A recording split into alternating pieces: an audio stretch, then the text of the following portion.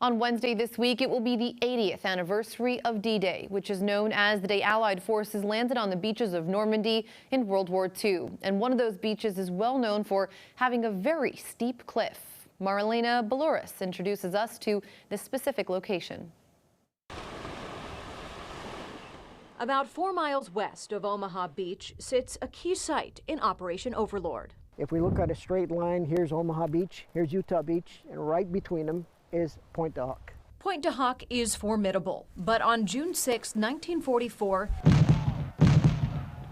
an elite group of soldiers faced that challenge, making the steep climb while weighed down with equipment. 220 Rangers will scale the 100-foot cliffs of Pointe Du Hoc.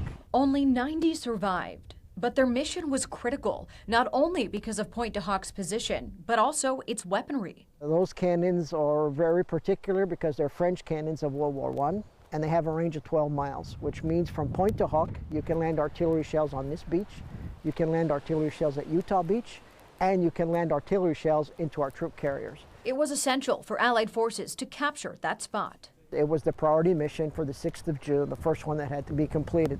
And even though it came at a high cost, those soldiers accomplished their mission. The amazing thing about Pointe Du Hoc is those 220 Rangers held back six German counterattacks over 2 days.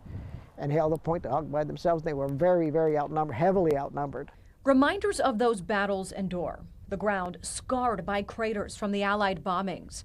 Imprints that leave little to the imagination about the scale and scope of the attack. People don't understand that the 6th of June was a horrible, horrible day. Bunkers still sit atop the hill. The shelters first protecting Axis troops and then Allied troops.